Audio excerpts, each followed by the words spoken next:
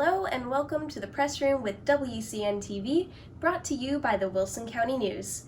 We're your source for community and communication. I'm your host, Julia, the Marketing and Social Media Specialist here at the Wilson County News. Today, we'll be diving into topics from recent editions of the Wilson County News, including getting in the groove with local providers of mental health services and resources, the story of a Green Beret and father turned novelist by his journey through grief, and local providers of and resources available to those struggling with grief. You can read the Wilson County News, available on newsstands near you, to learn more about these topics, or visit wilsoncountynews.com/subscribe to subscribe to print, digital, or both editions of the paper so you never miss an edition of your local newspaper. Also, don't forget to follow us on whatever platform you're watching so you never miss an episode of the Press Room with WCN-TV or any of our other Wilson County News video news. As kids are getting into the groove of school and parents into the groove of car lines, mental health can sometimes get brushed under the bus. It's important to remember how impactful your mental health can be on other areas of your life. Poor mental health can lead to poor performance in the classroom for children and to poor performance in the workplace for adults. It can also lead to poor communication between family members and friends and other real-life consequences. But don't freak out. There are local businesses and organizations geared toward helping you keep up with your mental health. Morning Star Family Medicine in Floresville offers mental health services along with regular family medicine services. To learn more about the services available from Morning Star Family Medicine, visit www.morningstarfamilymedicine.com or call 830-391-0877. Camino Real Community Services specializes in offering mental health testing and resources to adults and children, as well as veterans, to 9 Texas counties, including Wilson County. To learn more about services available from Camino Real Community Services, visit www.caminorealcs.com or call 210-356-0300. The Ecumenical Center for Education, Counseling, and Health offers mental health testing, counseling, and education, pastoral services and therapeutic arts, as well as several types of support groups. Their headquarters is located in San Antonio, Texas, but they have other locations all over Texas, including Sutherland Springs, Lavernia, and Schertz. To learn more about the many varied services, resources, and education available from the Ecumenical Center, visit www.ecrh.org or call 210-616-0885. Courage Ranch in Floresville offers equine therapy for mental health and post-trauma support. They serve adults, teens, and children ages 6 and older. They also offer group sessions for adults, teens, first responders, and more. Learn more about what Courage Ranch has to offer at www.courageranch.org or by calling 832-721-3874. In the August 31st Wilson County News, we shared the story of Floresville author Bernard Senni. This retired U.S. Army lieutenant colonel and father somehow turned his grief for the loss of his son into a series of adventure novels centered around a young military officer. Today, Mr. Senni is here with us to share about his journey through grief and the writing of his novels. Welcome to the Press Room. Thank you, Julia, and thank you for having me. Of course. So let's talk about who you are and where you're from. Okay. Well, first and foremost, I like to say that I am a husband to a wonderful woman for 35 years. And then I am a father to 2 really, really great daughters and 1 son, who I'm blessed to have known them. And then I'm a grandfather to a 19-month-old baby boy. So, and then after all that, I'm a retired soldier. Wow. And the reason I say that is I look at Anton Meyer, who wrote Once an Eagle, which is a very famous World War II book, and he has a quote in there that goes something like this: when it comes down to being a good soldier or a good human being, choose to be a good human being. So that's what I've tried to do. Right. Okay, that makes sense. So where are you from? Originally from Johnstown, Pennsylvania, Okay. little steel town east of Pittsburgh.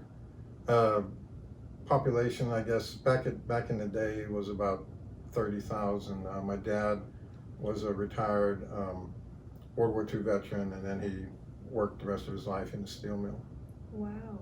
Very cool. So that's kind of far away. All right. So let's talk a little bit about your background. I understand, as you mentioned, you served in the U.S. military. Yes, that goes again back to my dad. He wanted to join the military after Pearl Harbor, and his mother would not let him, so he had to wait and get drafted with his brother back in the 40s. And the military was a strong influence on him, and he thought it would be a great career. But when he came back from the war at the end of World War II, they were mustering out a lot of soldiers because they had, quite frankly, over 1 million of them. So he had to get out, and then he worked in the steel mill, as I said, in Johnstown. And so he found out about this program back in the day called ROTC, which my brother and we didn't know about, and he got us interested in the ROTC program and going to college, and that you would become an officer, because he thought, oh, to be an officer is the best thing in the world. So both my brother and we went to Penn State University, All right. 4-year degree. We both had scholarships, and we both became officers in the military. And then the military just, it just took off for me. I mean, I been all over the world, stationed in many places in the United States and overseas. Met my wife overseas, and finally ended up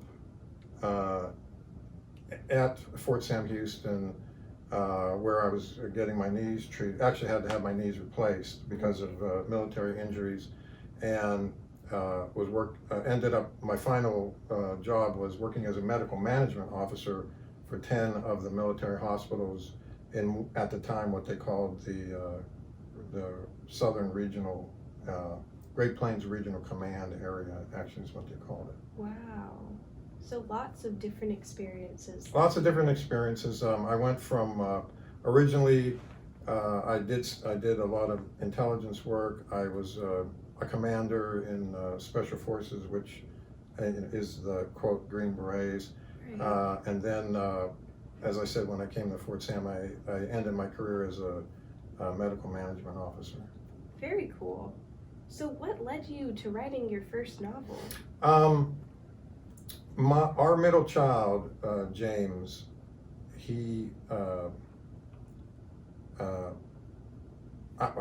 I had just had my second knee replacement, and we lived on post, and I was walking with Anne, our older daughter. She had just turned 16, and Teresa, our younger daughter, was 8, and she was riding her bike with a neighbor friend, and James was 14, and we were all walking kind of with Dad, stretched Dad's leg out behind the Officers Club on Fort Sam.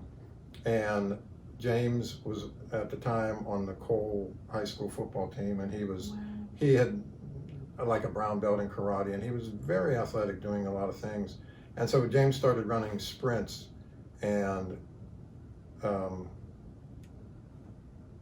he just collapsed in front of us. Actually, he collapsed about probably 25 yards in front of us, and Anne and we thought, well, he must be joking, because he was a jokester. He just fell down, and we're going to come up here and pick him up, and he had a big smile on his face.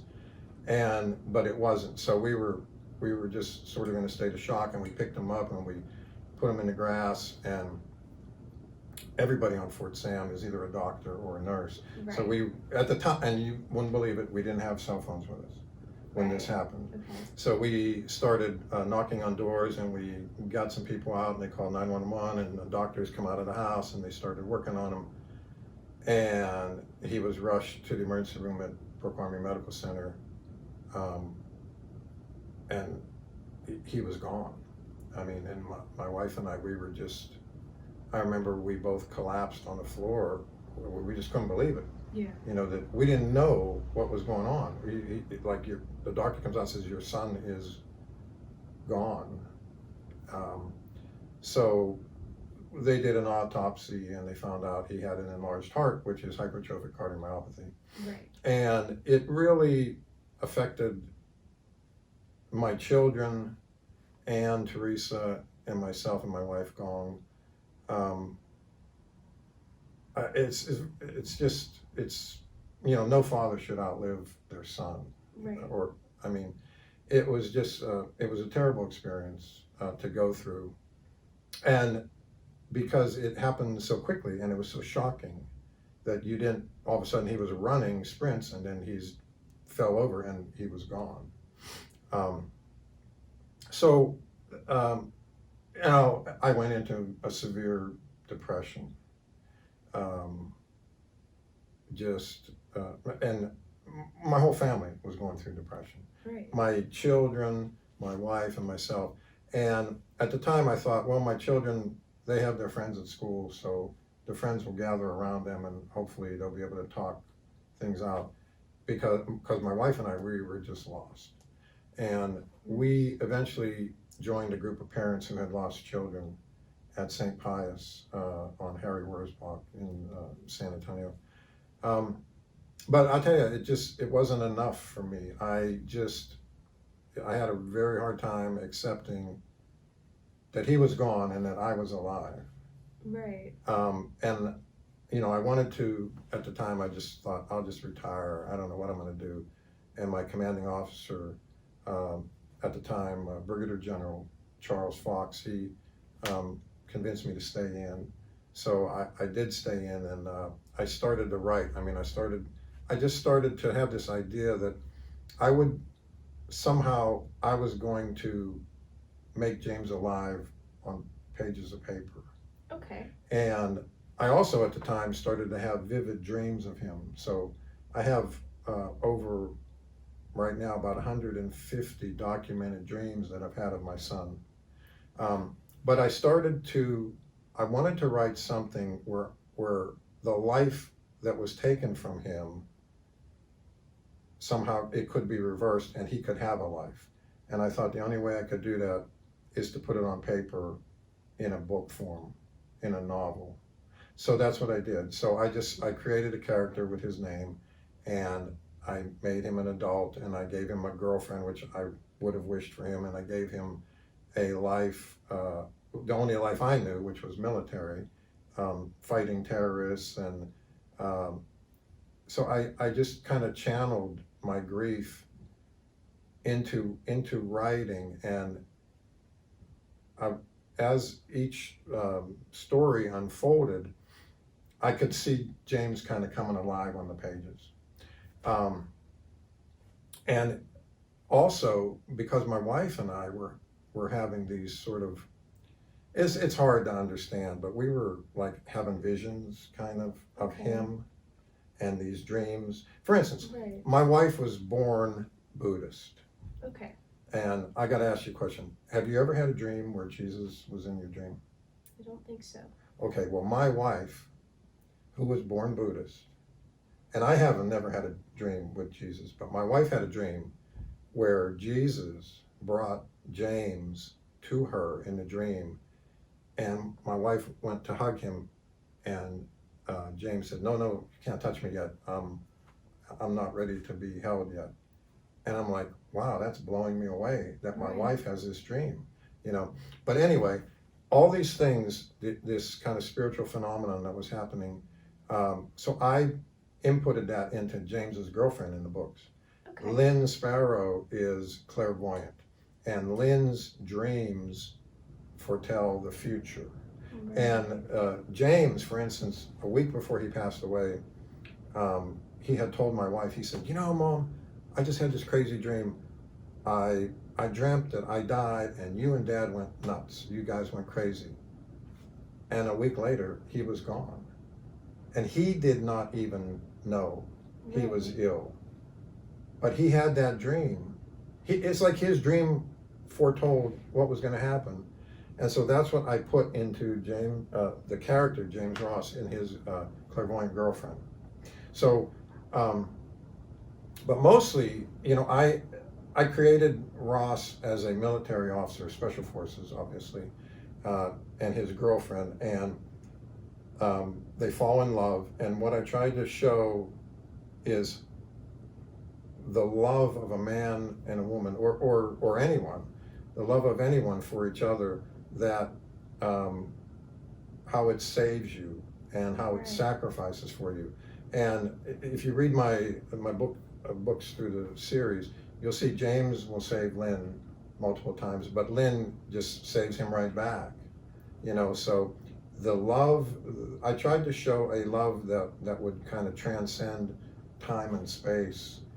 Because deeply I believe that what Jesus taught was love. Everything was love.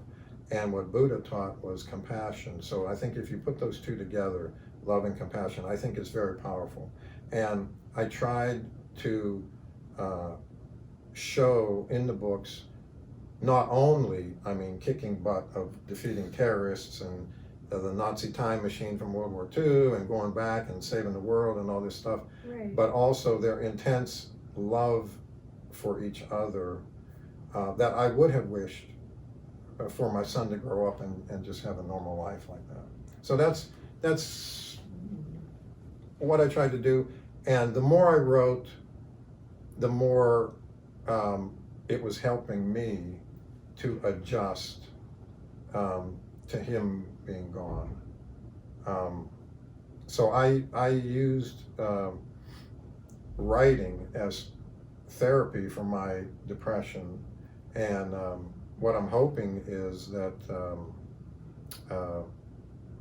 maybe other people who have PTSD or suicidal thoughts can also sort of channel that into writing, and perhaps it will help them. That's amazing. That's really amazing. And so, not to just skip over how meaningful everything you just said was, but what inspired you to make it a series, and do you plan to write more in the future? Okay, so I was going to write one book, and it was just going to be one. And my youngest daughter, Teresa, who became a film, digital, TV, and media a graduate from a bachelor's degree from TCU, she sort of convinced me into creating a series. She was my local editor, if you will. Okay. So she read the books, or she read the first one, and she said, Dad, why don't you go on? Why don't you expand this through different places overseas? For instance, the first book takes place in Kuala Lumpur, Malaysia. Okay. The second book takes place in the Philippines. The third book and the fourth book are in Germany and Zurich, Switzerland. The fifth book is in the Bahamas. Okay. So all these places, that I've been, she said, why don't you just carry on this story? And I just thought it was a good idea, so I did it. Right, okay. So, do you plan to add any more books to the series? I think there will be.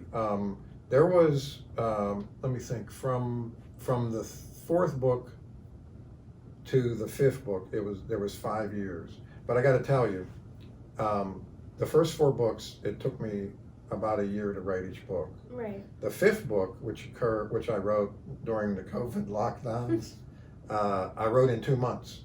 Wow. Yeah, so I wrote that book in 2 months during the COVID lockdowns, and it just sort of gushed out of me. So I think there will be another book. And now the angle on my book is, if you notice, I've got Sparrow's Tears, but then I got Close Your Eyes and See. And then I started sort of this timeless trilogy or whatever. So I went with Timeless Terror, which was about which was a terrorist that Ross and Lynn were fighting. And then I went with Timeless Soldier, and then I went with Timeless Embrace. So if there is a 6th book, which I think there will be, it will be timeless something. So I'm looking Okay. for a title. So, but it'll be timeless something, and it'll have, as all my books have, it'll have a tie to the past. Right. It'll have the Nazi time machine again in it, and then it'll be deeply spiritual. Of course, there'll be a lot of fighting of terrorists and what have you, and world powers.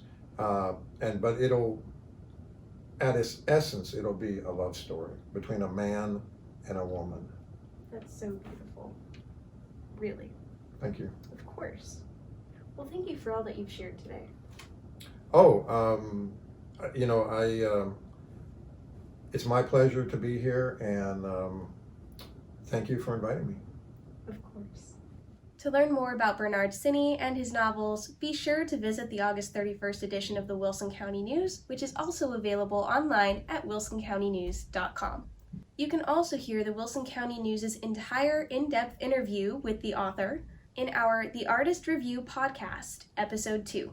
In addition to learning from the stories of others, like Bernard Sinney's, there are local resources available to those struggling with grief and looking to move forward. The Center for Healing and Hope of South Texas, a branch of the Ecumenical Center for Education, Counseling, and Health located in Livonia, offers professional and compassionate counseling for teens, children, and couples. Their mission is to provide a safe place for individuals and families to heal. They also offer a children's camp and various programs, such as Health and Harmony and a girls' support group. You can learn more about the Center for Healing and Hope at www.ecrh.org or by calling the center at 830-496-1143.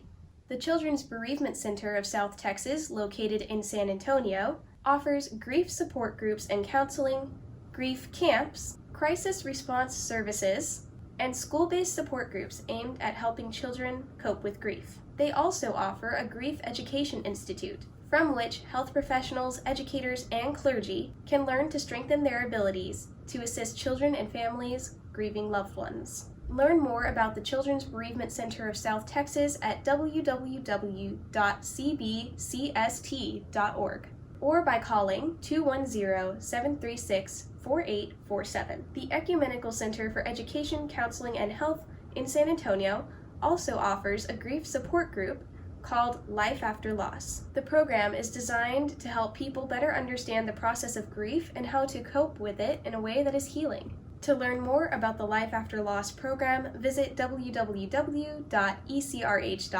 or call 210-606-0885. Grace Bible Church in Livonia offers Hope for Healing Hearts groups to their community, including a grief recovery group. Learn more about the groups available from Grace Bible Church in Livonia at www.gracebiblelv.com or by calling 830-515-4903. In fact, most area churches do offer pastoral support for grieving families. Contact your church for information about support groups, pastoral support, or other resources that may be available to you.